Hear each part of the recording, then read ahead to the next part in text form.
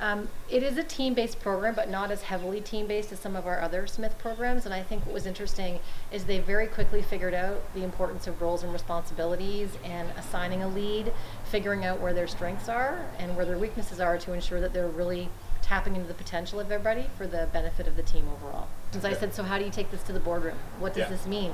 And they said it's completely transferable. They understand that when you're working in a team in the corporate world, for example, that you need to understand who's doing what do they bring, how to solve problems and think on the fly. So they thought it was directly translatable, which I thought was brilliant because that's the whole intention behind this. It was really good. It was actually taking things I've learned in school and applying it to here. It was difficult at times to try to figure out exactly what the end goal was and exactly what I should be doing, but I really found it overall like challenging, but at the end of the day, like bringing in my real life experience and everything. It was hard because like for myself personally, like trying to watch people do something that like I could like figure out on my own or figure out how to do. It's like difficult to like let that power go away. And then having to like maybe direct from afar or just kind of sit back, let it happen on its own. So I think the biggest thing is just instilling the team-based learning for one. Collaboration is always a huge part of what we're trying to instill in them as they move forward. And I think just building up the teams that they were working in, getting to know their fellow classmates that much more, bonding with them that little bit more before they're out doing their own thing before the end of the program. When we were going into this, we had a bit of a working hypothesis collectively that the younger generation just wasn't as resilient as the older generations. And I think as we've gone through these challenges, and this is the second year, I'm more and more convinced. I don't think the younger generation is any less resilient than the older generations. I do think they may not have had the same opportunities to discover how resilient they actually are. I have a lot of background working in teams, both through sports and the nature of my last job, so I was okay working within a team. Our team is also very clear about our expectations and our goals from the weekend, so we never had any major conflicts throughout the challenge. I did observe some other teams that maybe weren't as cohesive as ours was. Yeah, overall, I didn't struggle to work in a team. I actually enjoyed it quite a bit. Part of my role is the Director of Team and Executive Coaching for the MBA Master's Programs. We hooked up with Redical as a partnership to bring something new into our team-based MBA Master's Programs. And Redical has something to offer from the background of being military specialists in their fields. They've got wonderful backgrounds. They've been through years of team building, resiliency. They know what it's like to go through this. And so what we wanted to do was adapt something similar to bring into our world of MBAs, where we do a great job at team-based learning. We've been doing it for 25 plus years, but we wanted to go to the next level. So how do we do that? And what I saw was sort of the drive. It was competitive, but it was fun. They were having fun. They were laughing. They were supporting each other. And even the last team to come back, who finished 8th, still did the task when everybody else was finished. And again, to hear in the debrief that people supported each other. Monisha, who's afraid to walk on ice, had 2 people from her team supporting her through walking through that airport field today, and they had her back. The fact that I get to like communicate and learn how to be calm on just like stressful periods and keep encouraging my teammates, because that's what I think is my strength. I can tell people, it's okay, honey, we'll be fine, let's get through it. And the fact that we ended up on a very good note, everyone is excited, that makes me excited. So yeah, that's what I loved about the task. What do you think was the... Sometimes I have to make decisions on my own as opposed to just following what I was directed with, because I would lose something if I don't trust my gut. Because in the initial onset, I was told to make sure everyone assumes their roles and stays there. In the task, I realized that would not work in the field, and I was trying hard to listen to instructions, but really, if we had just become more of a team and disregarded information that wasn't necessary at the time, would have probably covered better. But one thing I liked is how awesome we all feel. Our hope is that we're going to help these students work through this ambiguous environment to be a little bit more resilient when they run into challenges as future leaders, business leaders, and be able to make those team-based decisions around a team-based model. And that's what Special Operations is famous for. Small teams, small men and women going out there and doing what they're asked to do on behalf of the country.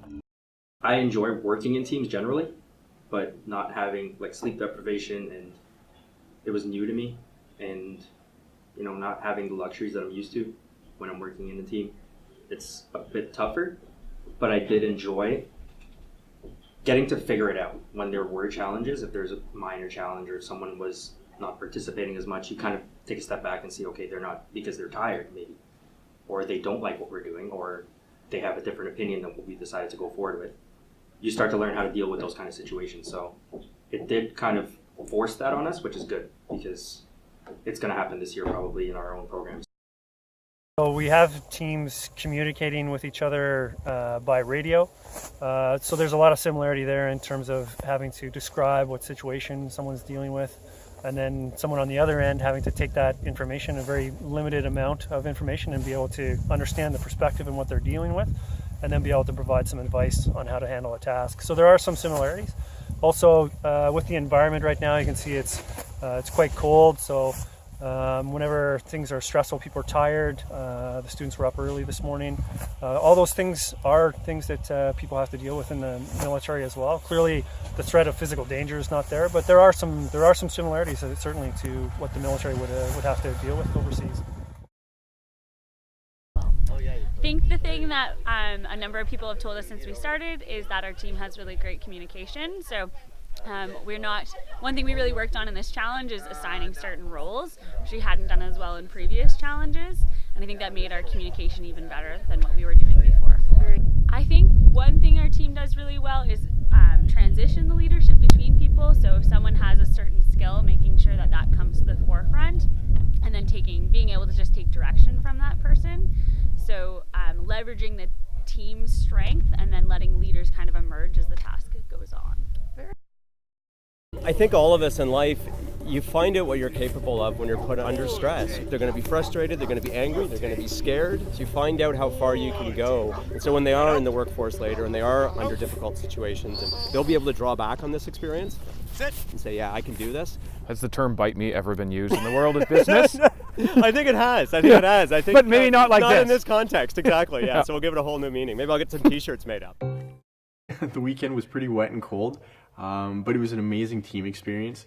I got put with a new team compared to my team that I work with back at Queen's. So that was interesting to get integrated with a new group and learn how they operate, and we did quite well. So it was nice to see our level of achievement.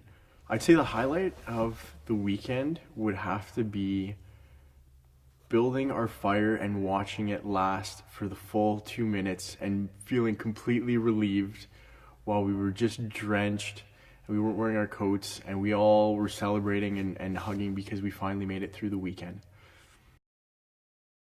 Yeah, it's just like a lot of fragmented thoughts, and like it just took a lot to like put them all together. So yeah, like some of us just tried to follow the instructions, but they were unclear. Some of us tried to do it from their own head, and it was hard to convey those thoughts to the rest of the team because So you didn't necessarily have a common approach. Right, and then it's when we brought all of them together and say, oh, like how about this part, and then I kind of figure out the other part, and then I kind of figure out whatever. Okay. Some people aren't. They learn by doing. And to me, that's what you remember, and these are the memories and the coins. They'll never have that again. That's something that, these people aren't in the military, but they got a military coin. That's a status thing for the volunteering and that they went the mile to get it. So, we've got a great partnership. These are great people. Team development here in this atmosphere in Redical is easy to do, actually. We take all the lessons we learned in the military, and one of the big things developing teams is effective communication.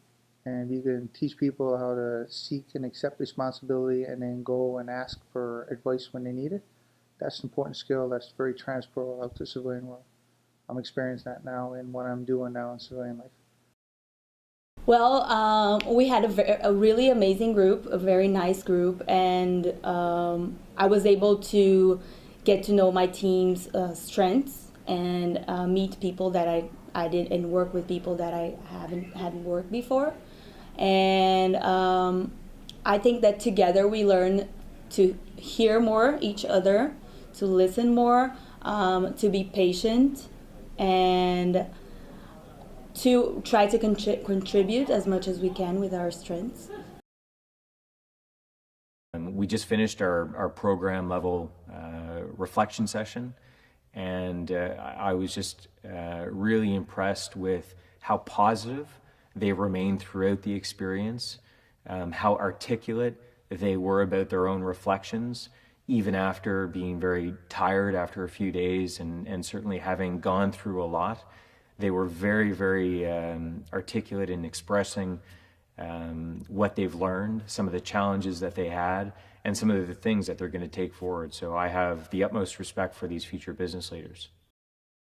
I mean, I think by the end we could kind of figure out what the few variables were, so that we could try and refine or like basically iterate the process so that we could try and hit the targets.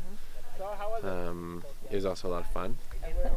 So that was definitely just a positive experience, I think, for our group. I originally belonged to another team for the actual MBA program because the emphasis is team-based working. So I didn't work with that team for this exercise. I was placed with another team, and it was just excellent the way that they welcomed me in, and we all just got along great. The obstacle course required us to communicate with 4 different receivers, and I was the spotter, so we actually executed that activity really, really well, and so that was the highlight for me. I'm really, really happy that I did this. I would definitely recommend this program to future MBA students. Actually, I would love to tell the world about this program. I think it is awesome.